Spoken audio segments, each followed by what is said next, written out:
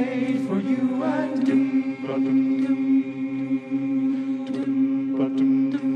For you and me, for you and me, for you and me, for you and me, for you and me, for you and me, for you and me.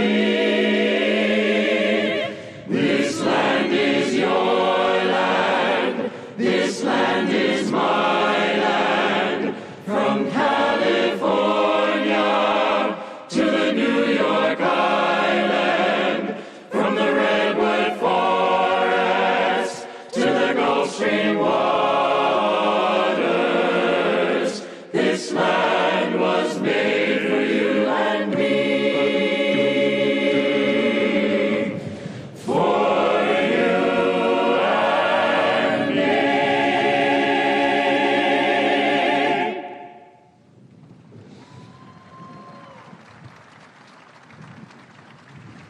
And now, distinguished guests, the United States Army Band and Chorus will perform a salute to the Armed Forces of the United States of America.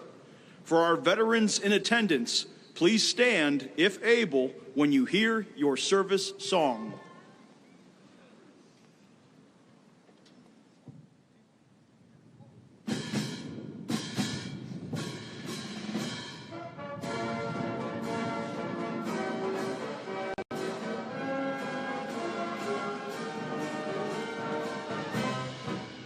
Heave-ho, my lads, heave-ho. It's a long, long way to go. It's a long, long pull with our hatches full, braving the wind, braving the sea, fighting the treacherous foe. Heave-ho, my lads, heave-ho. Let the sea roll high or low.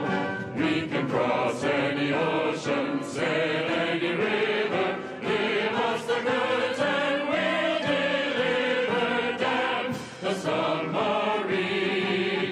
We're the men of the merchant marine.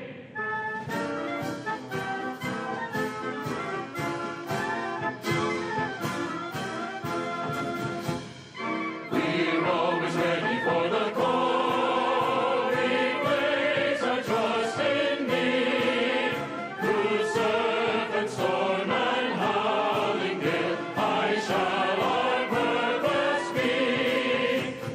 Stand where the Rochers is our guide, our fame, our glory too. To fight, to save or fight and die, I Coast Guard we are for you.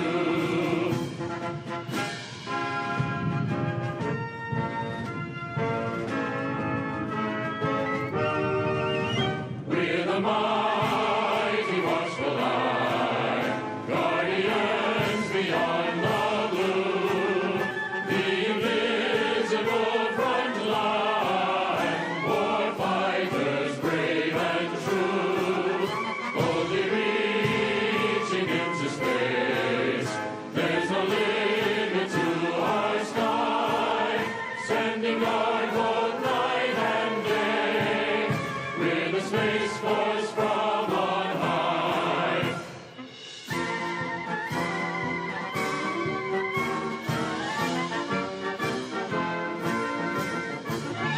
Off we go into the wild blue yonder, climbing high into the sun. Here they come, zooming to meet our thunder. At 'em now, give 'em the gun, give 'em the gun. Down we die, spouting our flame from under. Off with one hell of a roar. We live in fame, we'll down in flame. Hey, nothing will stop the U.S. Air Force.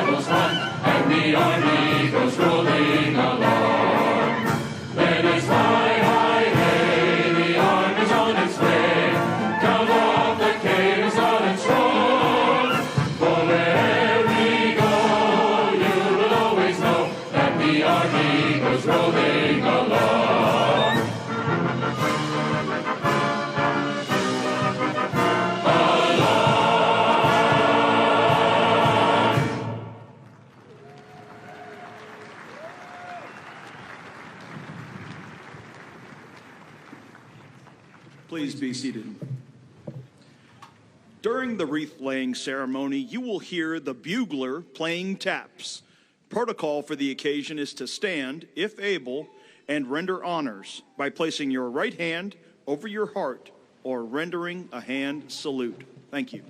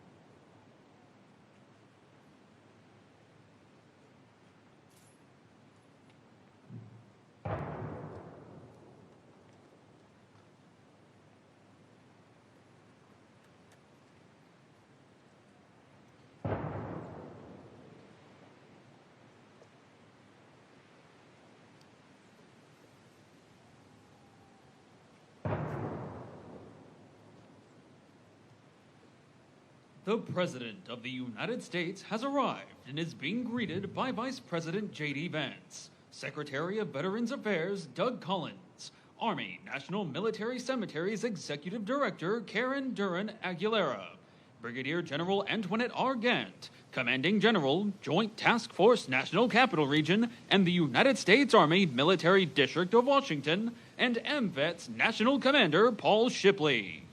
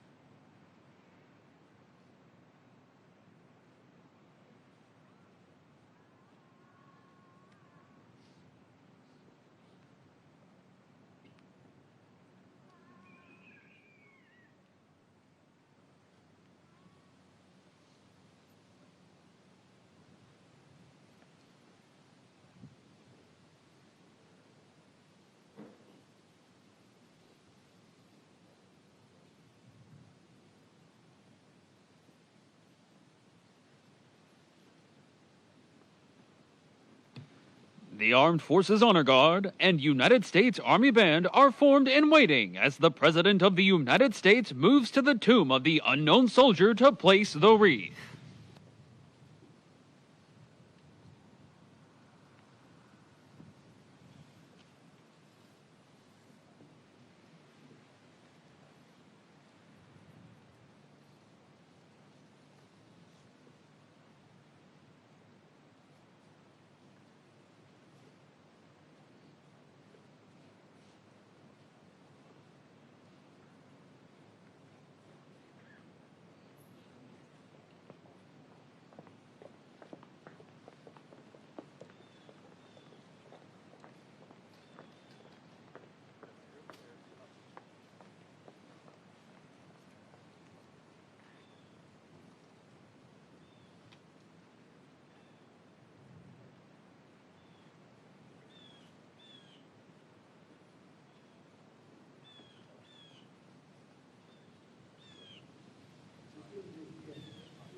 Stand for the national anthem and remain standing for taps.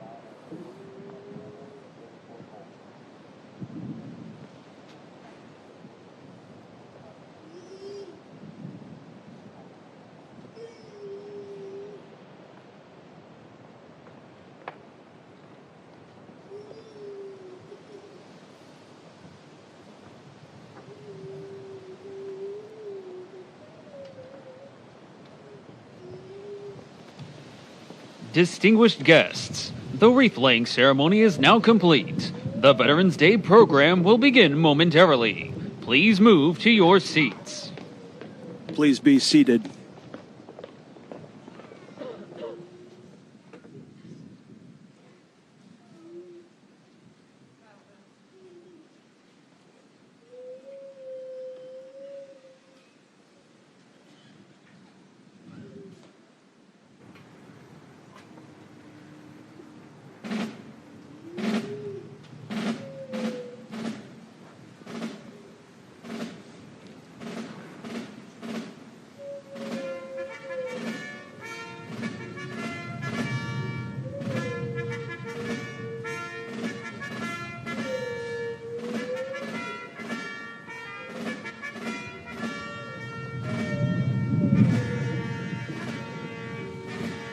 Mine eyes have seen the glory of the coming of the Lord.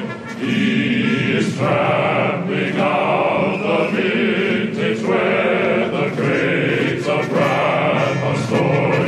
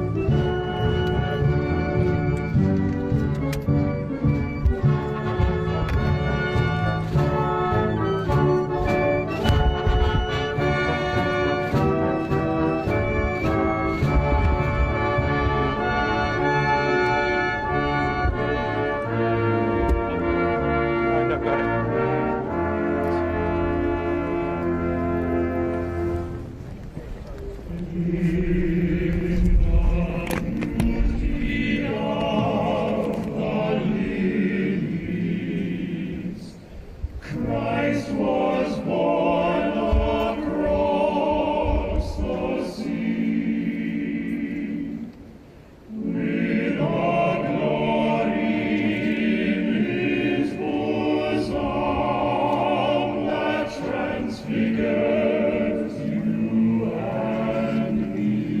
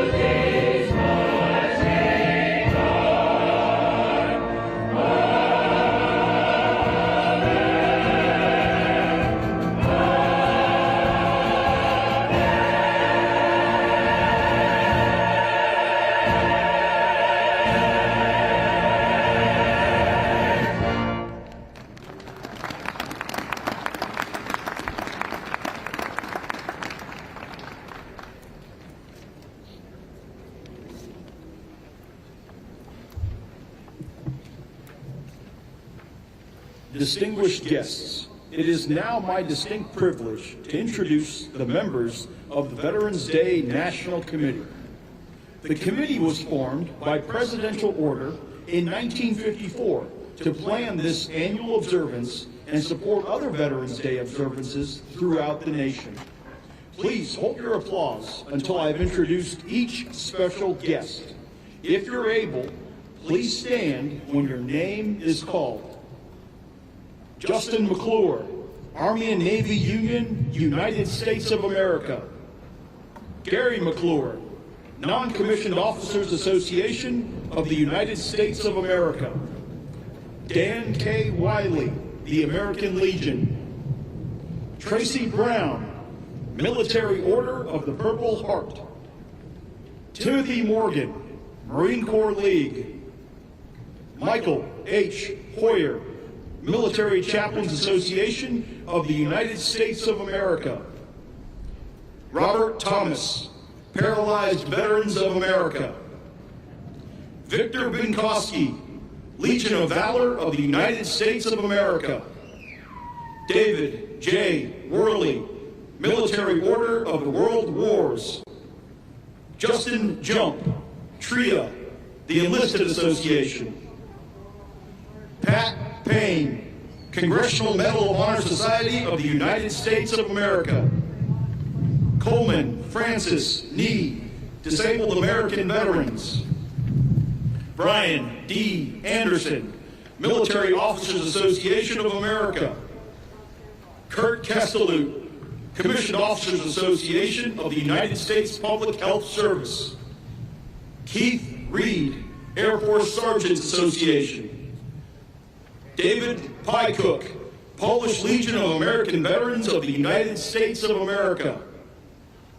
Jeffrey Brodeur, Korean War Veterans Association of the United States of America. David Rodriguez, American GI Forum of the United States. Michael Collins, Catholic War Veterans. Wade Davis, Blinded Veterans Association. Kenneth Greenberg, Jewish War Veterans of the United States of America. John Reiling III, Vietnam Veterans of America.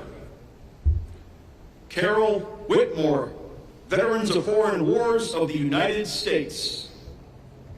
Maria Beam, Fleet Reserve Association. The associate and emeritus members of the committee are also with us today. Associate and emeritus members, please stand. Ladies and gentlemen, please join me in recognizing our Veterans Day National Committee leadership with your applause.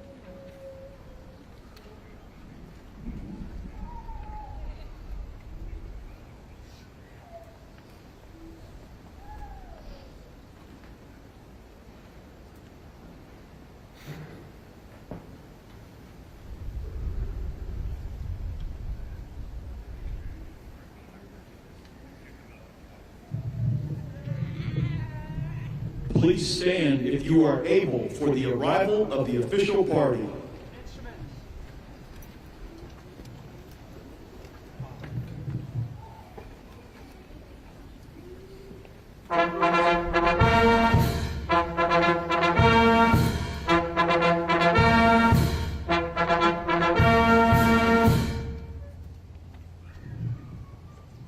Distinguished guests, the President of the United States, accompanied by the Vice President.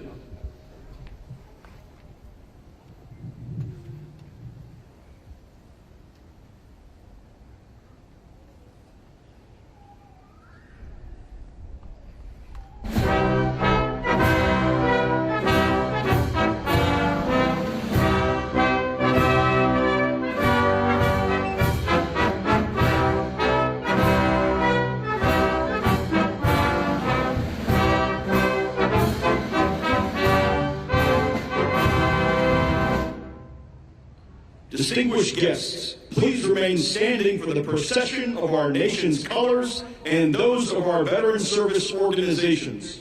As we march on the colors, the United States Army Band will play the National Emblem March. Please place your right hand over your heart or render a hand salute.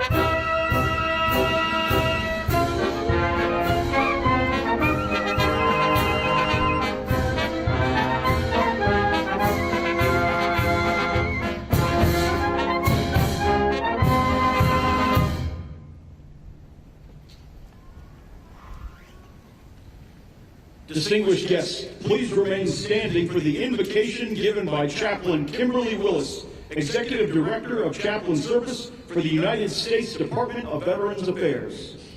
Good morning. Let us pray.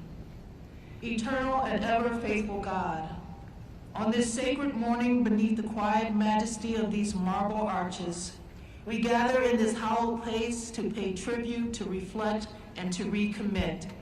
We come before you as a grateful nation, mindful of those who have donned the uniform, answered the call, and stood in the breach on behalf of freedom. You who chart the course of every life, know each one who answered to the distant horizon, to the storm-tossed sea, to the far-off watch. You have seen the quiet courage and the visible sacrifice, the sleepless nights, the lonely return, the unspoken burdens. You have carried the tears of family, the prayers of caregivers, and the hope of a grateful people. We remember those who fell, whose names rest beneath these stones, silent sentinels of our nation's promise. We remember those who yet bear in body or spirit the cost of service. Grant them your healing, your strength, and your peace. And to families who waited, who worried, who bore the weight of absence, extend your sustaining grace, O Comforter. We give thanks for the Department of Veteran Affairs, who daily honor our nation's sacred trusts. And we bless the veteran service organizations whose devotion ensures that no veteran stands alone. In honor of those who served, renew our covenant to tend the garden of democracy with vigilance and care, to serve with humility, to lead with integrity, to walk together as one people under your guiding hand. Underpin our labors with hope, our words with true, our action with compassion. Let freedom ring not only on the battlefield, but in the everyday lives of your people. God bless the United States of America, that we may be true to the promise entrusted to us, vigilant in peace, resolute in service, defender of justice, and steadfast in gratitude. It is in your holy name we pray. Amen. Please be seated. I am honored to introduce the 2025 National Veterans Day Observance co-host organization, the American Veterans, better known as AMVETS. The organization began in 1944 when 18 World War II veterans met in Kansas City, Missouri to form the American Veterans of World War II. Just 3 years later, President Harry S. Truman signed Public Law 216, making AMVETS the first World War II veterans group chartered by Congress. Over the decades, its charter expanded to include those who served in every era from World War II to today, including members of the National Guard and Reserves. Today, AMVETS focuses on critical veterans issues such as mental health, suicide prevention, and ensuring women veterans receive equal recognition and opportunities. Representing AMVETS today is National Commander Paul Shipley, a U.S. Army combat veteran who served from 2004 to 2014, including a deployment to Iraq. Commander Shipley is the first post-9/11 veteran and one of the youngest leaders in AMVETS' 80-year history. Please join me in welcoming National Commander of AMVETS and co-host of today's ceremony, Mr. Paul Shipley, who will lead us in the Pledge of Allegiance and deliver remarks. Please stand for the Pledge of Allegiance.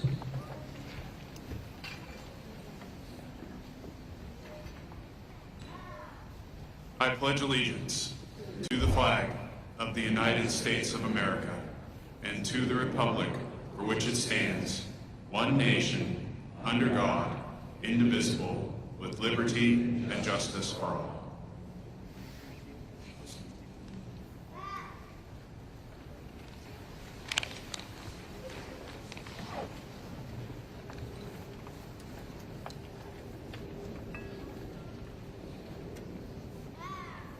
Good morning, Mr.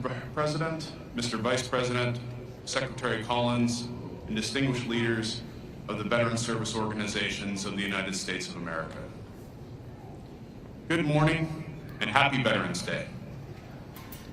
Today, as we gather at this hallowed ground at Arlington National Cemetery, we honor the brave men and women who have served our nation with unwavering courage and sacrifice. It is a solemn moment of remembrance, unity, and a renewal of our commitment to those that have served. Today is also a special celebration of all who put their lives on the line for the United States of America. AMVETS has a proud history spanning over 80 years. Today, our top priorities remain clear. We work tirelessly to prevent veteran suicide and veteran homelessness, because no veteran should be alone in facing these struggles. We promote awareness, prisoners of war, and missing in action issues, ensuring that no hero is ever forgotten. And we are committed to supporting veterans' families, help keeping them united through life's toughest challenges. As the host of this year's Veterans Day National Committee, AMVETS is honored to participate alongside dedicated Department of Veteran Affairs staff and our fellow veteran service organizations. Together, we organize this event to honor our fallen and to reaffirm our duty to to those who have served. In the spirit of veterans serving veterans, I challenge each of us, whether here today or watching from home, to find ways to support our veterans, whether through a simple act of kindness, volunteering, or advocating for policies that make a difference. Your efforts matter. Because supporting our veterans is not just a duty, it's a reflection of our gratitude and respect. Let us remember today that their sacrifices have made the freedoms we enjoy possible. And let us pledge to continue serving, protecting, and honoring all who have served our nation. Thank you. God bless our veterans, and God bless America.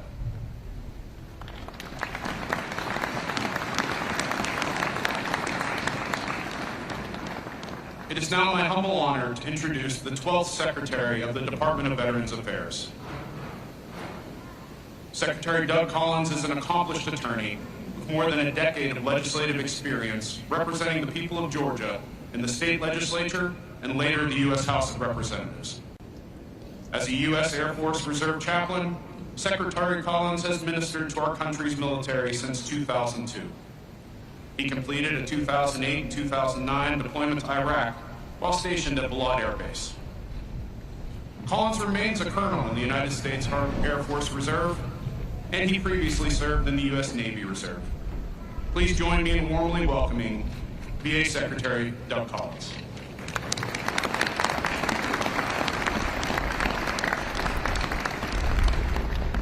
Good morning, everyone. Mr. President, Mr. Vice President, all the VSOs, all of our veteran staff here today, and welcome you to a place in which we honor our veterans, those who have served. I tell you what, it was an honor to be here, but it was even bigger honor just over a year ago when the President asked me to take this job.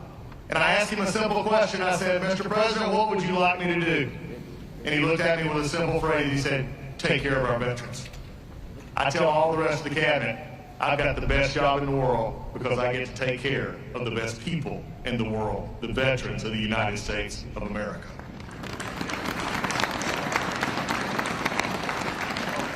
And this president is firmly committed to making sure this happens. The VA is a different place today than it was just 9 months ago. 9 months ago, there was more of an inner reflection. Now it is an outer reflection. The only thing that matters in the VA is that the veteran comes first. All we do is not about a bureaucracy or where we're from. It's about the veteran who walks through our door. Without the veteran, we have no job. The VA now understands that we do nothing else except take care of the veteran and do things for them. And under that direction from the President, we have lowered backlogs. We've increased wait times. And yes, Mr. President, we get them to the community when they want to go to the community to see those doctors. And that's all just in the first 9 months. But the best part of this is that there's something to understand. Is that Veterans Day, unlike the others we celebrate, is about everyday people doing extraordinary things. Veterans Day is about men and women who come from small towns, hamlets, villages, and big towns. And they make a decision in their life to raise their right hand and say, I'm committing to something bigger than myself. I'm stepping forward where many will not. I'm raising my right hand and committing myself to service to a country, as I said just the other day, to make and ensure that our military is the biggest and baddest in the world. Our veterans make that possible.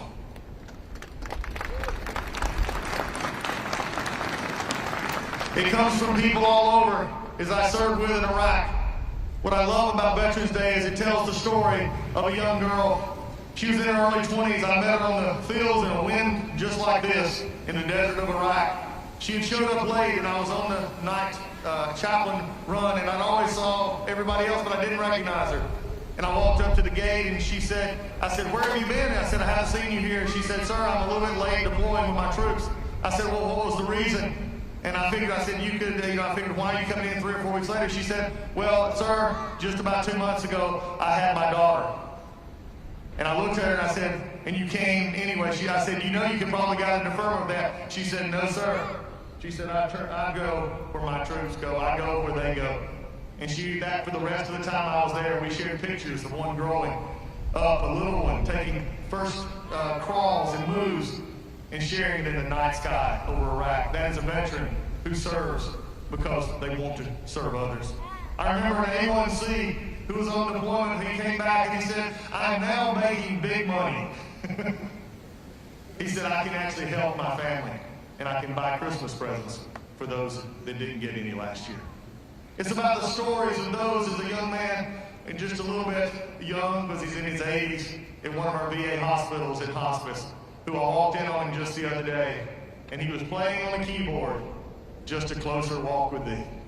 Veterans Day is about veterans that were not special necessarily when they came up, but they saw a vision and a calling, and they said, I want to be a part of our armed services.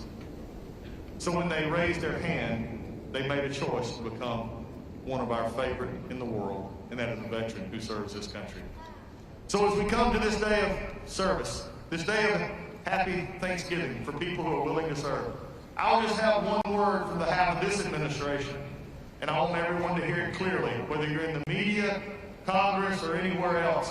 I'm a little bit tired of people saying that veterans keep getting stuff. No, veterans do not get anything from this country. They have earned everything that they are getting, and I am committed to making sure they will always have that from this administration and this VA, and that is my promise and this president's promise to you. And with that, it is my honor to introduce to you a father, a husband, and yes, for those in the audience, a Marine. Oh, come on, Marines. There we go. My Marines ain't letting me down on this one. Because now I get to introduce the great Vice President of the United States. It is his honor. It is his Marine. And I'm making him wait just a minute. It is Mr. Vice President. Yeah!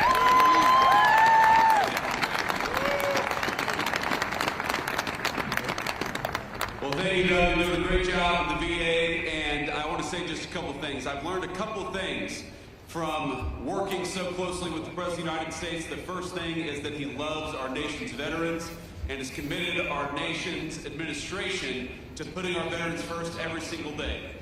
And the second thing I've learned about the President of the United States is that he really hates when somebody who's speaking before him goes on for too long. And so with that in mind, I have prepared a very brief and very inspiring 1 hour and 45-minute speech on Veterans Day out here in the cold. But let me just give 3 very brief messages. First, to our nation's veterans, thank you. Thank you for serving and sacrificing. We've all got so many good stories of people that we served with over the years. During my 4 years in the Marine Corps, I met the very best of America. People who are willing to put on a uniform and risk their lives for their entire country.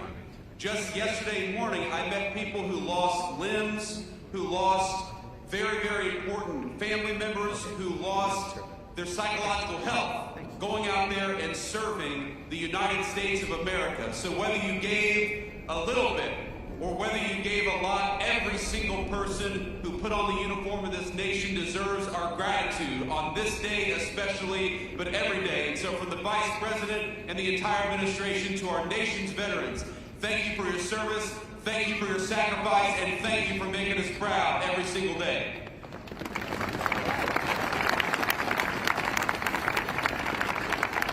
The second message is to the nation's political leaders.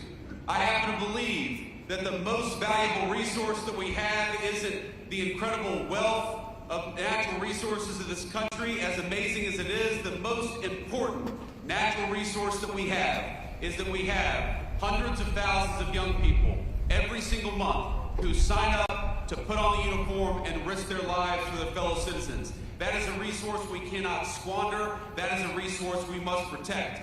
And so, to every elected official who's here today, our obligation, our sacred responsibility to our veterans is to make sure that the American military is the bravest and best fighting force anywhere in the world, and to make sure that every time we ask our nation's military to go off to war, we give them the training, we give them the resources, and we give them what they need to kick the enemy's rear end and come back home safely and quickly. That is our obligation to you.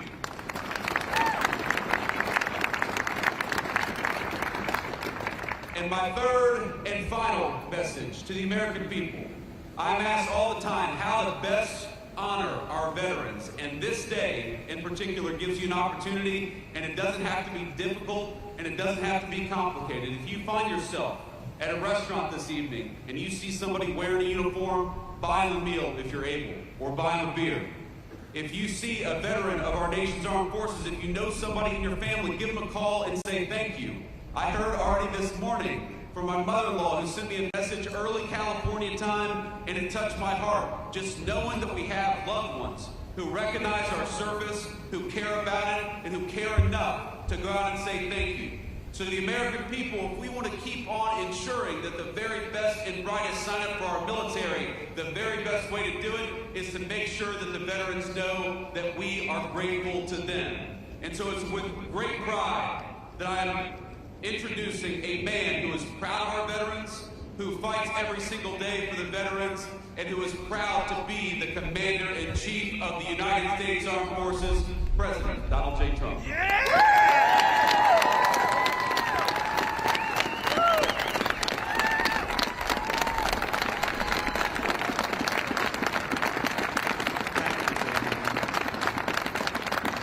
you very much. What a great Vice President. It was a good decision I made.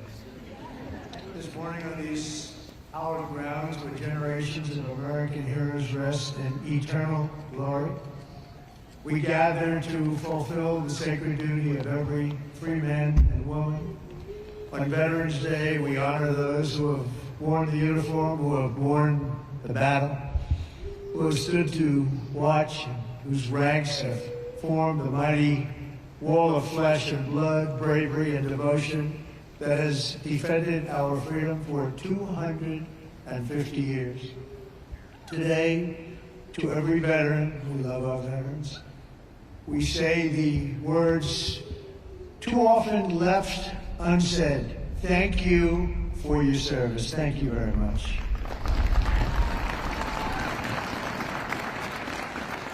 We want to also say thank you for carrying America's fate on your strong, very broad, proud shoulders.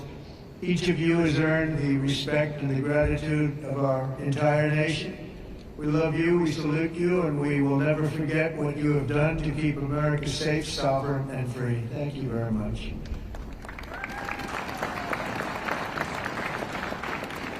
And we're also honored to be joined by a great man. He will go down as a great man someday. Speaker Mike Johnson. Wherever you may be, Speaker. We love you, Speaker. There he is, right there. Good. Got a good location. He always gets a good location. And congratulations to you and to John and to everybody on a very big victory. We're opening up our country. Should have never been closed. I want to thank Secretary Doug Collins, who's outstanding, just done a fantastic job for the veterans. We have a 92% approval rating. We took that up from 38% from a certain previous administration that we won't mention. Also, Secretary of War, we like the sound of that better than the other. Secretary Pete Hegseth. Pete, thank you very much. Thank you, Pete. Great job. Our great Attorney General, Pam Bondi. Pam, thank you very much. Thank you. Secretary Doug Burgum. Doug, thank you. Thank you very much for being here, Doug. The #1 energy person anywhere in the world, acknowledged. I was amazed that he took the job, and he did it without hesitation. What he gave up, what Doug gave up, what all of them gave up, nobody would ever know, but Secretary Chris Wright, #1 anywhere in the world, acknowledged. And drill, baby, drill, Chris, right? Drill, baby, drill. The energy prices are way down. They're going further. Secretary Linda McMahon, Education, moving education back to the states, Linda, right? Getting it back to the states where it belongs. Secretary Laurie Chavez DeReamer, thank you, Laurie, very much. Director Russ Vogt, Director, thank you. What a good job he's doing. Cutting, but fairly cutting. Director Tulsi Gabbard. Thank you, Director. Ambassador Jameson Greer, what a job he's done. We've taken in trillions of dollars in tariffs, and we want to keep it that way. It's been good for our country, I can tell you, including national security. General Dan Kane. General, thank you. He's a real general. And congratulations on wiping out the nuclear capability of Iran in about a matter of seconds once they got there. They traveled a total of 37 hours, but once they got there, they were very quick. And also to many other very distinguished guests. We have an amazing group of people. I'd like to name every one of you, but I think a lot of people would be upset. It's a little cold. The pages of American history are filled with the tales of titans, icons, innovators, and trailblazers who built this country into the greatest, most ambitious, and most prosperous nation the world has ever seen. And we brought it to new levels. I'll tell you, we were going in the wrong direction for a period of time, but we've never been hotter than we are right now. This is the hottest country anywhere in the world. Yet every captain of industry, every pioneer of science, and every star whose brilliance has lit up the lights of Broadway all share one thing in common. They only had the chance to soar because the veterans had the courage to serve. They took care of those people. They took care of all the stars. The stars that you read about wouldn't be here without our veterans. Everything we have, everything our country has achieved has been purchased by the muscle, spine, and steel of the United States military. We owe it all to the fierce and noble men and women of the Army, the Navy, the Air Force, Space Force, Coast Guard, and the United States Marines. Here's a guy. Our service members, our own words, are the greatest possible tribute to their immortal valor. Shortly before the Battle of Bull Run, Major Sullivan Ballou of Rhode Island became a big name, and he wrote to his dear wife, Sarah. He said, "I know how great a debt we owe to those who went before us," he said, "and I'm willing, perfectly willing, darling, to lay down all my joys of this life to help maintain this government and to pay that debt." Just 1 week later, Major Ballou did just that. He gave his life to save our country. On the night before he jumped into the dark skies over Normandy on D-Day, Colonel Bull Wolverton knelt with his men in prayer. "Dear God," he said, "we ask only this, that if we die, we must die, and we as men would die without complaining, without pleading, and safe in the feeling that we have done our best for what we believed was right. We must do what is right." Colonel Wolverton, too, died for us so bravely in battle. Today we remember with overwhelming gratitude the more than 1 million American service members who have made the supreme sacrifice and laid down their lives for the good old USA. Generation after generation, America's warriors have left behind the comforts of home and family to face violence, evil, and death, so that our families could know joy, goodness, and peace. We honor them so strongly. Our heroes have lived through unthinkable nightmares so we could live the American dream. And the American dream is coming back again, stronger than ever before. And you'll see that as the next few years evolve.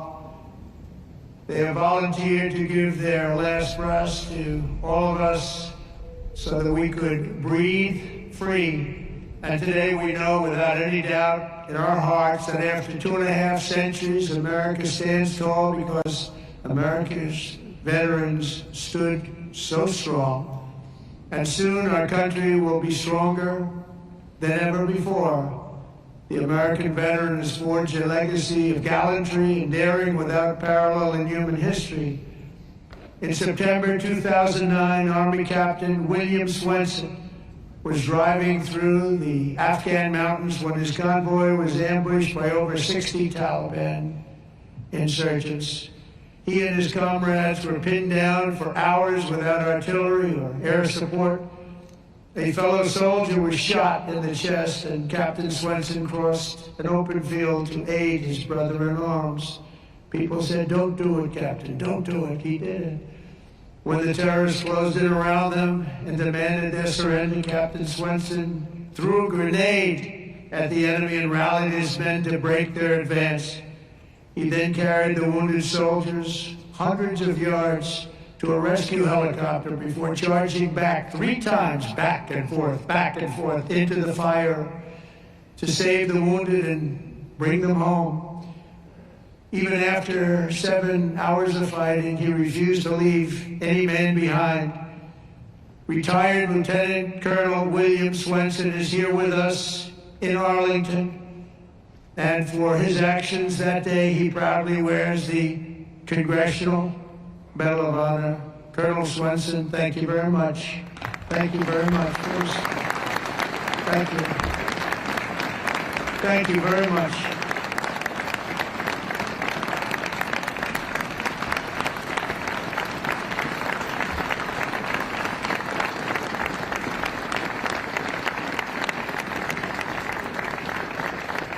The ultimate honor. Thank you. Another person who shows the Medal of the American Veteran is Dale Stovall. As an Air Force helicopter pilot in Vietnam, Captain Stovall was assigned to rescue a downed American airman deep in hostile territory. Despite the extreme peril, Captain Stovall took off in his HH-53C helicopter and soon came under intense fire, forcing him to turn back. But the captain refused to abandon his mission. The next day, he willingly plunged back into the danger while taking fire from all directions. He didn't have a chance, he felt, but he said, "I got to do it." He rescued the downed American pilot who had been stranded on the ground for 23 days and brought him back home alive, completing the deepest rescue behind enemy lines in the entire Vietnam War. For this and 11 other harrowing rescues, he was a brave guy. Dale received the famous Air Force Cross and the Distinguished Flying Cross and 2 Silver Stars, making him the 4th most combat decorated Air Force Academy grad of all time. He retired as a brigadier general after 31 years of service. General Stovall, you are a legend. Please, thank you, General Stovall. Thank you very much. Thank you. You look good, General. You look good. I wish I looked that good. You look good. Thank you very much, General. America's warriors never quit, never surrender. They fight, fight, fight, and they win, win, win. That's what we do. We win battles. As you know, today is not only Veterans Day, but it's my proclamation that we are now going to be saying and calling Victory Day for World War I. Victory Day. You know, I was recently at an event and I saw France was celebrating Victory Day, but we didn't. And I saw France was celebrating another Victory Day for World War II. And other countries were celebrating. They were all celebrating. We're the one that won the wars. And I said, from now on, we're going to say Victory Day for World War I and World War II. And we can do for plenty of other wars, but we'll start with those 2. Maybe someday somebody else will add a couple of more because we won a lot of good ones. But when I see other countries celebrating Victory Day, I watched it. I watched UK, I watched Russia. They were celebrating Victory Day, World War II. And I said, we got to have a Victory Day. Nobody even talked about it in our country. But from now on, we're going to be celebrating Victory Day for World War I, for World War II, and frankly, for everything else. Under the Trump administration, we're restoring the pride and the winning spirit of the United States military. That's why we have officially renamed the Department of Defense back to the original name, Department of War. And remember, we won World War I, we won World War II, we won everything in between, we won everything that came before, and then we brilliantly decided to change the name of this great thing that we all created together. And we became politically correct. We don't like being politically correct. So we're not going to be politically correct anymore. From now on, when we fight a war, we only fight for one reason, to win. We fight to win. And under my leadership, we're also fighting for the great veterans who have always been there for us, and especially when we needed them and needed them most. In 9 months, the Trump administration has cut the backlog of VA benefit claims in half. That's a big achievement, and Doug is going to get it down to zero. During the Biden administration, the backlog exploded like we had never seen before, and I'm going to eliminate 100% of that backlog. We're moving at that pace, and already we processed more than 3 million backlog claims, the most of any year in the history of the VA. We've added more than 1 million extra service hours across the VA centers, and we've opened 20 new facilities in 13 states, something that people said just not possible to do. We also have brought back VA choice and VA accountability, taken away by the Biden administration, so that when you have to wait online, you go out and you get yourself a doctor. We pay for the doctor. You have to wait. And the other thing is, we fired thousands of people who didn't take care of our great veterans. They were sadists, they were sick people, they were thieves, they were everything you want to name. We got rid of over 9,000 of them. And then when Biden came in, he hired them back, many of them. But we got rid of them. And I think we got rid of them permanently, and we replaced them with people who love our veterans, not people who are sick people. We're also confronting the challenge of veterans' homelessness, and earlier this year I signed an order establishing the National Center for Warrior Independence to house up to 6,000 veterans in need, and we will not stop until we've ended the tragedy of homeless veterans once and for all. I see in New York where people that came into our country illegally, would be put up in hotels, and veterans would be sitting on the sidewalk outside of that hotel where these other people are put in. And many of the people that came in were put in from prisons. They were murderers. They were drug dealers. They were people that we didn't want in our country. They were staying in hotels, luxury hotels, and our veterans were sitting on the sidewalks watching them go in. I said, that's never going to happen under this administration. I also signed the VA Home Loan Program Reform Act, because no veteran should be kicked out of their home for what they call a late payment. It's not happening. And I'm pleased to report that since January, the veterans' unemployment rate has fallen by more than 26%. That's amazing. Work hard on that. And I also want to give a very special thanks to all of the veteran service organizations that work so hard. You're all represented here today. But they work so hard on behalf of our great veterans, and one of the heroes who reminds us of why we fight for those who served in uniform is Army Major, West Point grad, Jonathan Turnbull. In 2019, Jonathan was conducting an operation in Syria when a suicide bomber approached and detonated his vest, leaving Jonathan gravely wounded, so badly wounded, they thought he had no chance. The injuries were so severe, the doctors gave him, everybody, they just looked, and they all cried. They knew him, they loved him, and they were just crying. They said, no chance. He was resuscitated 3 separate times, and he underwent 22 surgeries, but he refused to give up. He wanted to live. He loved his country. He loved his family. He wanted to live. He was going through hell.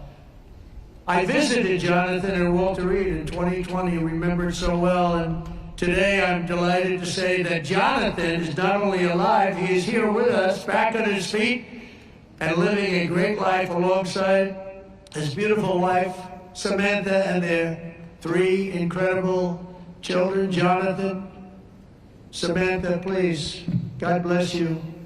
God bless you. Thank you. Where are you? There he is. There he is. Beautiful. Thank you very much. Thank you. You're a tough guy. You're a tough one. Nobody could have gone through what you went through. He's doing good, isn't he, huh, Samantha? Thank you very much, both.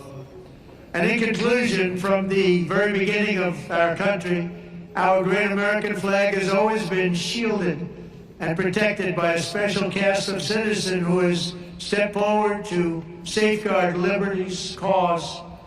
When danger came, when duty called, when Almighty God asked, who had the will and the strength to defend the land of the free, each and every American veteran stood up and said, here I am, send me, here I am. They've come from every corner of this nation, from the cornfields of Iowa to the hills and valleys of California, from the steel towns of Pennsylvania to the vast plains of Texas, from the banks of the mighty Mississippi to the 5 boroughs of New York City. With selfless commitment and unyielding conviction, they made themselves America's ramparts and became the shield between our homeland and those who would do us harm. With everything they had, they did one thing above all else. They put America first. On the decks of destroyers, beneath the thunder of cannon fire in the cockpits of our beautiful B-2 bombers. Aren't they beautiful? Now we respect them so much. What a job they did. That in an instant completely obliterated Iran's nuclear capability, of which we have just ordered, I have to say, many more of the updated versions of that incredible piece of art.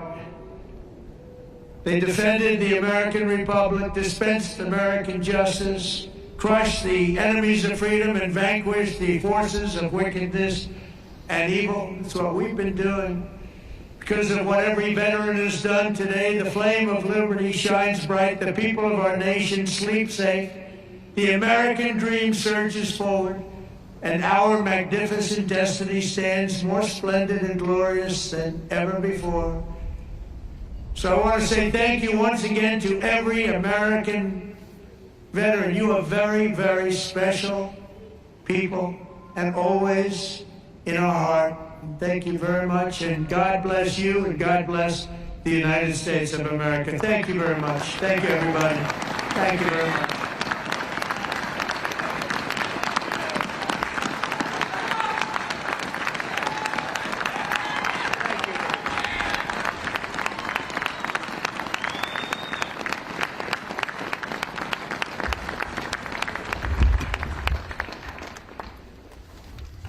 Distinguished guests, please stand and join the United States Army Band and Chorus in singing God Bless America, and remain standing as we retire the colors.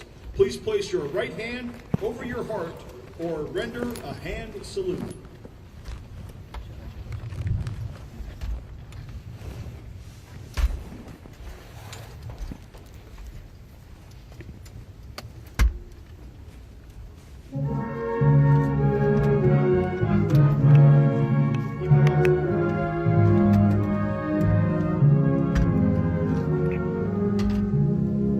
The storm clouds gather far across